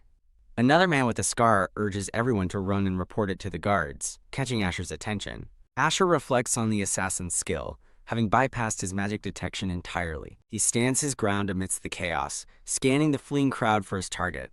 He smirks, realizing the impatient assassin made a crucial mistake. By erasing his presence so completely, he created a void in the natural flow of mana. This paradoxically made his hidden existence far more conspicuous. To Asher's senses, the assassin stands out like a pitch-black hole on a piece of paper. Asher's magic slams into the assassin, who thought he was perfectly hidden. The assassin crashes to the ground, reeling from the unexpected magical assault. Damn it, he rages internally, unable to fathom how Asher detected his perfectly erased presence. What the hell did the Ark send? He shrieks, terrified by his opponent's power. He's stunned that Asher is a monster who would recklessly cast powerful spells with civilians nearby. As a new magic circle forms, the assassin can only call his relentless pursuer a lunatic. The assassin bolts, desperately dodging the onslaught of magical attacks. He leaps over debris, glancing back at the imposing silhouette of the mage still in pursuit. Asher watches the chaos, deducing that the assassin must have ducked into a nearby building. He calmly enters the courtyard, staff in hand, continuing his pursuit. The assassin watches from inside, noting with grim satisfaction that Asher followed him into a building full of vagrants. As Asher enters the dark building, he's immediately surrounded by a group of hostile men. A bald vagrant complains about the commotion before Asher cuts him off, asking where the other man went. The bald man smirks, calling Asher an impatient young fellow. He makes a gesture for money, telling Asher that information comes at a price. Sighing, Asher scans the room, noting the lack of any obvious escape routes. He realizes his target must still be inside, just as a blade appears at his neck. In a ruthless move, Asher impales the vagrant to strike the assassin hiding behind him. The assassin stares in shock, stunned that Asher attacked straight through a human shield. Asher glares coldly, angered by his opponent's cowardly tactics. He unleashes a wave of power, blasting both the assassin and his deceased shield away. The assassin is sent tumbling through the air by the powerful force. Recovering, he plans to bait Asher into using a magic barrier, then use a smoke bomb to escape. With glowing eyes, Asher prepares his staff, anticipating the assassin's next move. The assassin lunges forward, blade ready for a final, decisive strike. He urges Asher to cast his defensive magic barrier, falling right into his intended trap. But Asher doesn't cast a barrier, instead preparing a different spell, Earthbone. The assassin is shocked to see Asher concentrating mana into the tip of his staff for an attack. Asher slams his staff into the ground, unleashing a powerful shockwave. The assassin realizes with horror that his opponent doesn't lose in close combat either. He has a terrifying realization. Asher is a war mage, a master of both spell and staff. A torrent of blue energy erupts from the ground, engulfing the assassin. The glowing gem of Asher's staff smashes directly into the assassin's chest. A massive magic circle activates beneath the defeated assassin, trapping him completely. Damn it! He grits his teeth in agony, caught and powerless. Asher prepares to finish him off with a whirlwind spell. Tisk. His attack is interrupted by an unforeseen arrival. A knight suddenly appears, ordering him to not move. A voice from the surrounding crowd declares that Asher is under arrest for arson. Asher finds himself completely surrounded by a phalanx of city guards. The scene transitions to the city of Martes at night, smoke rising from a building. In his office, the mayor of Martes, Henry Dacre, questions whether Asher is truly responsible for a terrorist act. An official clarifies that Mage Asher appears to be the victim of an assassination attempt, which caused the confrontation. The Martes adventurer's guildmaster, Oscar, explains that's why he's taken charge of the investigation. Oscar expresses sympathy for Asher, and the mayor asks for a damage report. Oscar reports minimal damage. Only the inn's top floor was half destroyed, and one wanted criminal from the slums died. A flashback shows the wanted poster for the bald vagrant Asher used as a weapon. The mayor listens intently, as Oscar adds that an adventurer's testimony connected Asher to a mutated goblin in a cave. Oscar reports a baffling discovery. His own investigation found the cave completely empty of bodies, monsters, or any creatures. The cave stands unnaturally silent, all traces of the battle having vanished without a trace. Oscar, the guildmaster, explains to the mayor that the recent attack suggests an organized group is targeting adventurers, raising the specter of more incidents. The mayor asks if there's a problem, and Oscar reveals that he tried to assign Asher a bodyguard, but it didn't go as planned. Blah ha ha ha. A flashback shows Asher's terrifying grin as Oscar explains that both adventurers and soldiers are refusing to guard him, leaving the mayor deeply troubled. Defeated, the mayor sighs, resolving to speak with his own knights about the difficult assignment. Meanwhile, Asher sits with his newly completed staff, pleased that the transformation was so quick. A knock sounds as someone announces their arrival, and Asher decides that, with his gear ready, it's time to begin the pursuit. A young, armored knight steps purposefully into the room. The knight eyes him cautiously, wondering if this is the infamous crazy mage, while Asher asks if he has any questions. Asher realizes he's been assigned a guard, which means he has finally been cleared of suspicion. The knight is stunned that a third-tier mage can be so young. Asher asks to leave, but the knight, whom he identifies as a vice captain, states he can only go if he stays with him. Without a word, Asher begins to leave, prompting the frantic vice captain to demand where they are going. The sun sets on the city as half a day passes. The utterly exhausted vice captain desperately asks where they are headed. Complaining that they have been walking for hours, the vice captain is reminded by Asher that he was promised freedom of movement. They stop before a large building as Asher announces they have arrived at their destination. The bewildered vice captain demands to know why they walked all day just to come here. Asher calmly echoes his question, asking rhetorically why they are there. The vice captain thinks Asher is insane for blasting a house, but Asher explains he's here to find someone. He specifies that he is looking for the assassin who tried to kill him the day before. Asher looks back, his eyes fixed with cold determination. The stunned vice captain asks if the assassin is really here, and Asher simply confirms with a yes. Asher reveals that during their fight last night, he managed to briefly touch the assassin and cast a spell on him. His eyes glowing, he explains it's a new spell that links the target's mana flow with his own. He identifies the tracking magic as Trace. Because the spell is still active, Asher knows the assassin hasn't noticed it yet, allowing him to follow the trail. The vice captain is impressed by Asher's powerful magic, but is suddenly taken aback by what he sees. They discover a hidden entrance to an underground passage. A glowing magic map appears as Asher confirms that the trace spell leads down into the darkness. Asher asks the vice captain if he knew about the tunnel, but the knight denies it, stating he knows all the city's official passageways. The vice captain has a dawning horror, realizing an unmapped tunnel leads outside the city. His mind flashes to a vision of monsters, understanding that this is a huge security breach for Martez. The panicked vice captain shouts that they must seal the passage immediately. Asher cuts him off, insisting their priority is to chase down the assassin. When the vice captain suggests calling for backup, Asher dismisses the idea, worried they will lose their target. Declaring that immediate pursuit is the right call, Asher leaps down into the tunnel without hesitation. The vice captain fumes, furious that Asher is ignoring his rank and authority. He grits his teeth, wondering if the mage is looking down on him. Cursing all mages as the same, he swallows his pride and leaps in after him. Elsewhere in the dark tunnel, the assassin walks cautiously forward. He curses himself, realizing he wasted too much time hiding. He recalls having to heal and cover his tracks after escaping the mage, which kept him here far too long. He quietly mumbles to himself, debating whether he should just run. He dismisses the thought as foolish, knowing he cannot escape the fangs of gluttony. Resigned to his fate, his only hope is that the professor will show him some mercy.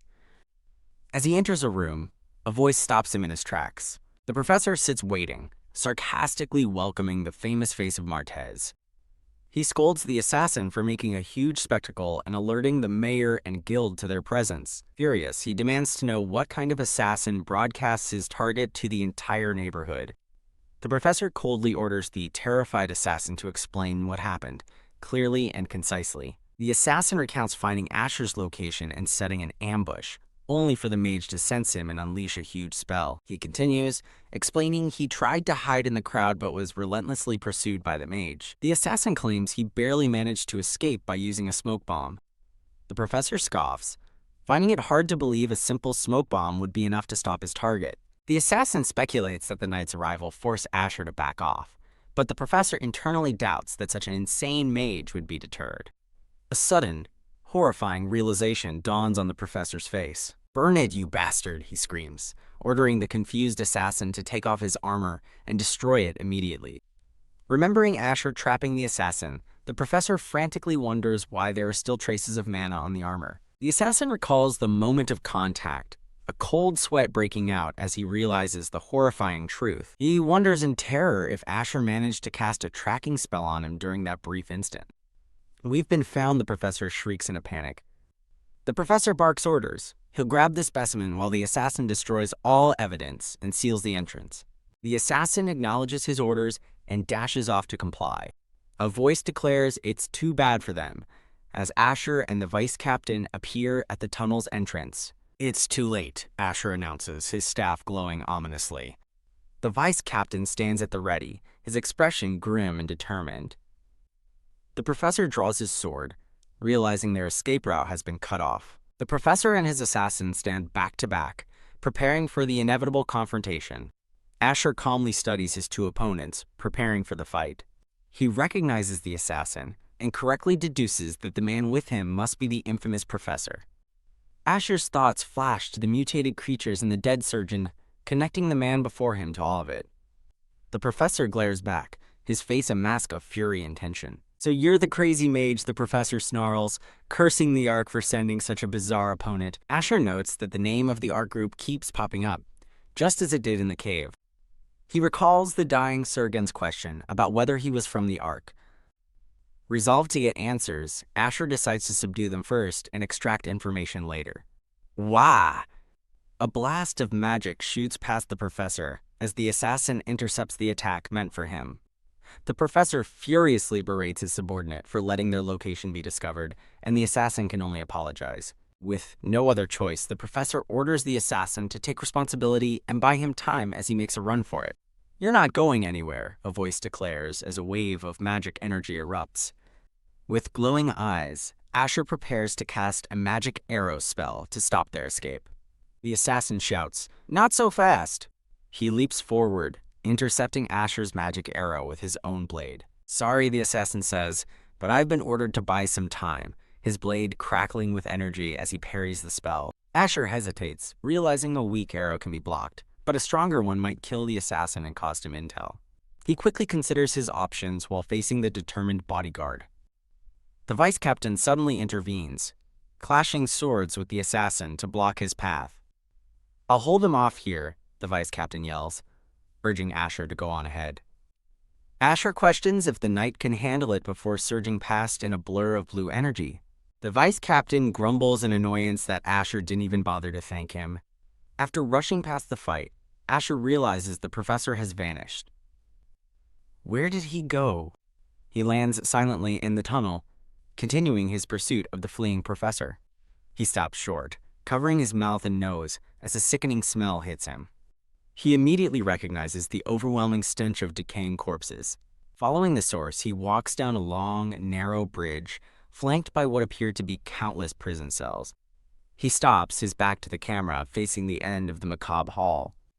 The professor's voice taunts him, surprised he caught up so quickly. With a sinister grin, the professor says he's glad Asher came, as he was eager to show him his life's work. "What do you think?" he asks, gesturing grandly toward his creations. From behind iron bars, hundreds of glowing red eyes and jagged smiles stare out of the darkness, revealing the professor's horrific experiments. The professor's voice rings out, demanding to know what Asher thinks of his creations. Asher calmly surveys the scene, calling the creatures jesters and noting the professor made a lot of them.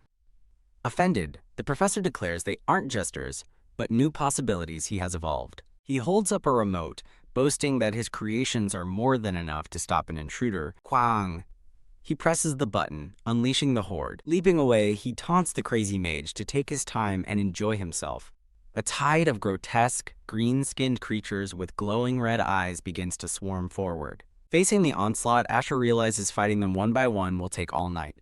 The monstrous creatures surge toward him, closing the distance in an instant. Asher combines two spells, Wave and Thunderstrike, preparing a massive counterattack. He unleashes a devastating thunder wave, engulfing the entire hall in a storm of crackling lightning. Keiku caught in the backlash.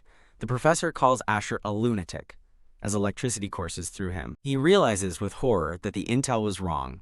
He thought he was facing a mere third-tier mage. The professor understands that to control magic of this level, Asher must be at least a fourth-tier mage. Paralyzed on the ground, he despairs that decades of his research will be for nothing. Refusing to accept defeat, he shouts that it can't happen, and slams another button. The scene shifts to another room, where the professor looks up at a humanoid figure suspended in a glowing red tank. He declares that it is time to awaken his masterpiece. A tall, pale creature with an eerie, bone-like exoskeleton emerges from the shadows. The professor turns in shock to see Asher standing right behind him, asking if this is where he ran. Stunned, the professor demands to know how he got past the failed creations, and Asher says it's obvious. With cold indifference, Asher states that he simply burned everything. The professor refuses to believe a single mage could defeat them all, which confirms his fears. His terrified eyes reflect Asher's image, as he concludes that his opponent is definitely a fourth-tier mage.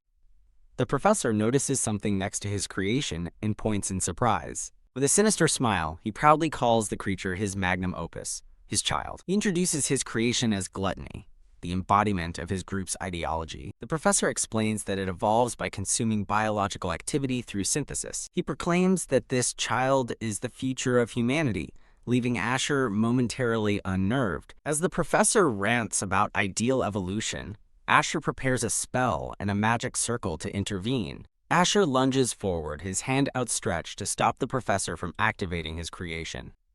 A look of grim determination is fixed on Asher's face as he closes in. He realizes with frustration that he's one step too late. The button was pressed before he could stop it. As the creature named Gluttony awakens in a swirl of red energy, Asher reflects on its purpose: consumption and evolution. Watching the fluid-drenched creature crawl from its containment unit, Asher finally understands the professor's goal. The professor laughs maniacally, declaring that Asher's mana will now become nourishment for his child. A wicked, sharp-toothed grin spreads across Gluttony's face as its eyes glow with malevolent red light. What? Asher is shocked to hear the creature speak, a feat he hadn't anticipated. A voice echoes through the chamber, raspy and primal. I'm hungry.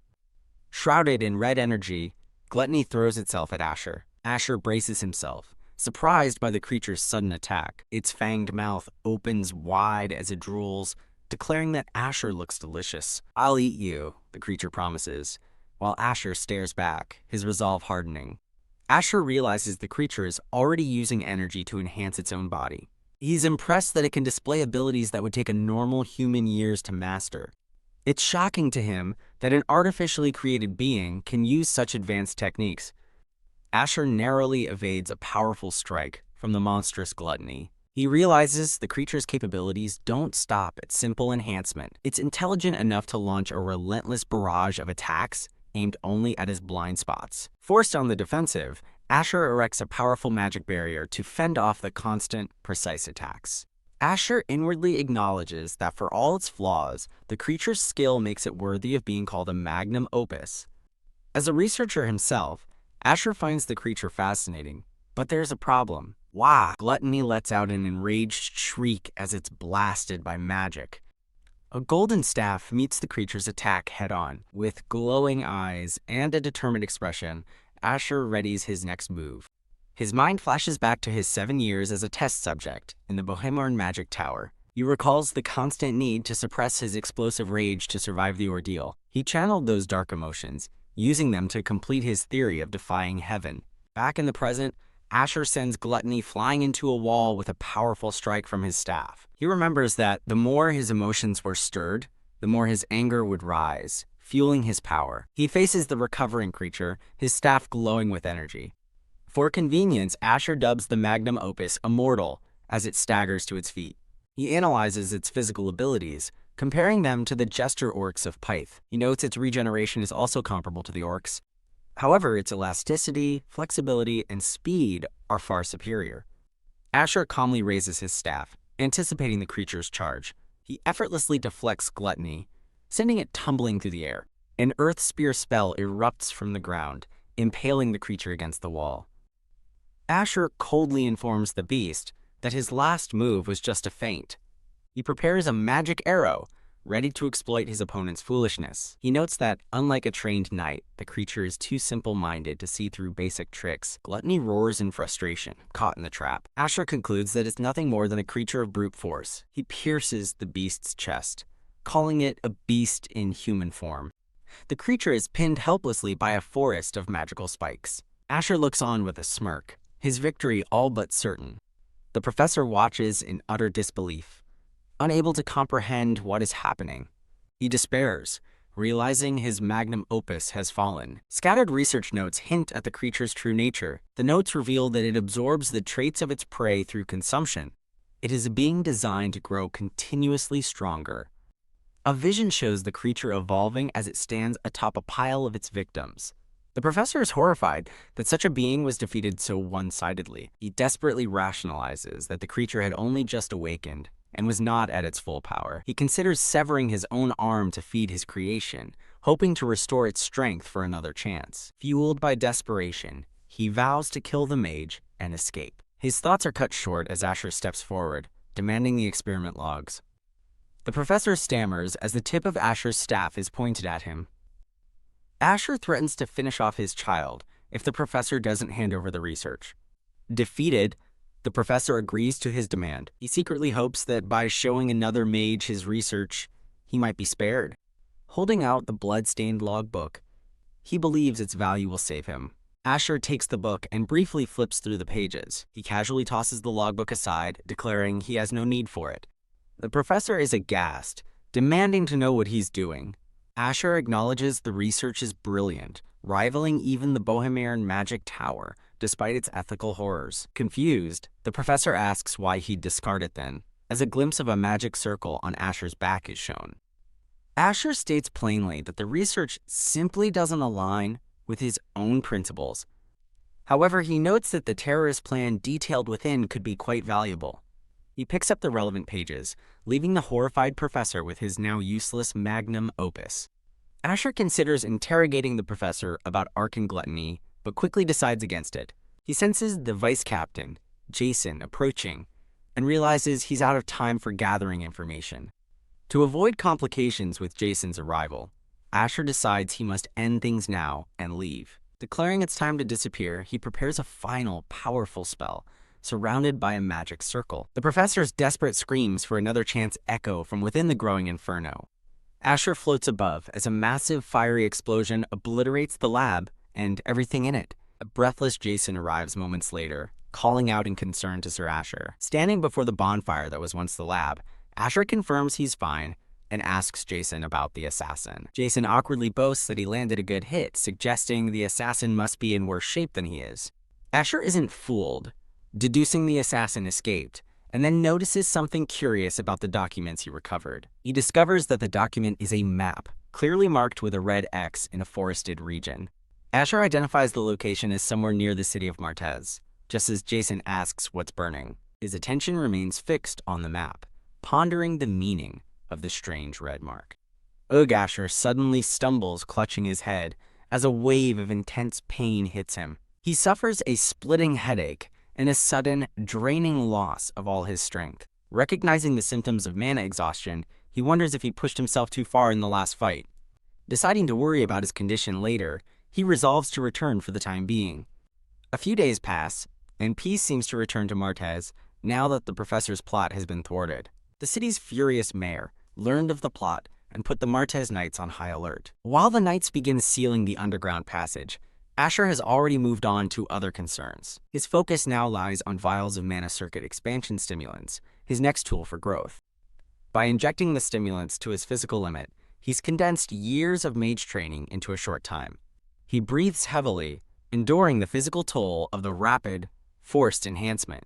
Filled with grim determination, Asher steels himself, ready to move on to the next stage of his plan. Elsewhere, in a dark chamber, an unseen figure on a throne asks if the professor is truly dead.